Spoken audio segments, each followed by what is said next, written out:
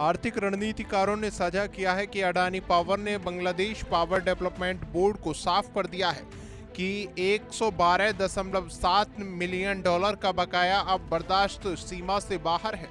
जानकारों ने बताया है कि इसमें से 53.2 मिलियन डॉलर पिछले साल जून से लंबित है।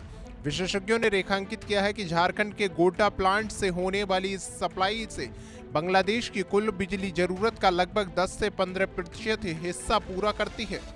विश्लेषकों ने दर्ज किया है कि विदेशी मुद्रा भंडार की भारी किल्लत झेल रहे बांग्लादेश के लिए यह भुगतान किसी पहाड़ तोड़ने जैसा है। रणनीतिकारों ने आगाह किया है कि अगर किस्तों में भी पैसा नहीं पहुंचा तो अडानी ग्रुप ग्रिड से हाथ खींच सकता है, जिसका सीधा असर ढाका की सड़कों से लेकर चटगांव के कारखानों तक पड़ेगा। राजनीतिक विश्लेषकों ने विवाकी से साझा किया है कि मोहम्मद यूनुस की सरकार इस बिजली समझौते को शेख हसीना के दौर का अपारदर्शी पाप मानती है।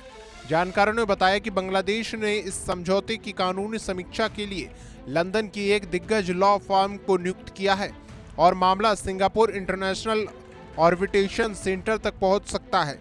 विशेषज्ञों ने राय दी है कि कोयले की आंच, कीमतों और टैरिफ को लेकर बांग्लादेश अब सौदेबाजी करना चाहता है, लेकिन विशेषज्ञों ने यह भी रेखांकित किया है कि अंतर्राष्ट्रीय अनुबंधों को चुनावी माहौल में चुनौती देना विदेशी निवेशकों के भरोसे को तोड़ सकता है।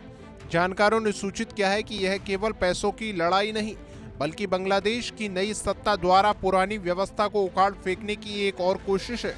रणनीतिकारों ने साझा किया है कि 12 फरवरी के चुनाव बांग्लादेश के भविष्य के लिए निर्णायक हैं। ऐसे में बिजली कटौती किसी जलते हुए बारूद के ढेर पर चिंगारी जैसा काम करेगी। जानकारों ने बताया कि हसीना की पार्टी पर प्रतिबंध और विपक्षी पार्टियों के दबाव के बीच अगर जनता को अंधेरे में रहना पड़ा तो यूनुस सरकार के खिलाफ जनाक्रोश फूट सकता है। विशेषज्ञों ने दर्ज किया है कि बिजली संकट का सीधा असर देश के गारमेंट एक्सपोर्ट पर पड़ेगा, जो बांग्लादेश की अर्थव्यवस्था की रीढ़ है। विशेषज्ञों ने रेखांकित किया है कि अडानी का अल्टीमेटम केवल एक कंपनी का पात्र नहीं, बल्कि एक देश की ऊर्जा सुरक्षा पर आया संकट है। जानकारों ने राय दी है कि कोई भी सरकार चुनाव से ऐन पहले बैकआउट का जोखिम नहीं उठाना चाहेगी।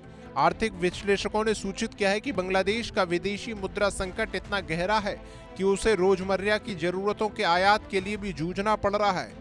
जानकारों ने बताया कि पहले भी भुगतान में देरी के कारण सप्लाई आधी कर दी गई थी, जिससे ढाका में भारी लोड शेडिंग देखी गई थी। विशेषज्ञों ने रेखांकित किया है कि अडानी ग्रुप का सख्त रुख और अन्य वैश्विक बिजली उत्पादकों को भी सचेत कर रहा है। रणनीतिकारों ने दर्ज किया है कि यदि बांग्लादेश अंतर्राष्ट्रीय मध्यस्थता केंद्र में हारता है तो उसे भारी जुर्माने के साथ पूरा बकाया चुकाना होगा।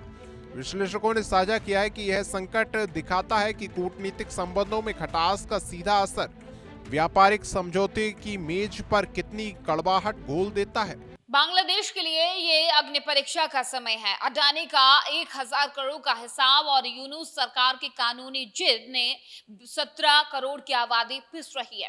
12 फरवरी के चुनाव से पहले बिजली का जाना सिर्फ एक तकनीकी समस्या नहीं, बल्कि एक बहुत बड़ा राजनीतिक संकट बन सकता है।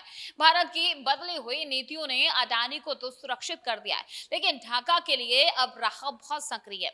क्या यूनुस सरकार भुगतान कर इस अंधकार को टालेगी या कानूनी दांव पेच के चक्कर में देश को ब्लैकआउट की ओर ले जाएंगे? कैमरा पर्सन प्रिंस के साथ मैं आर्या चतुर्वेदी, टीवी 100 नोएडा।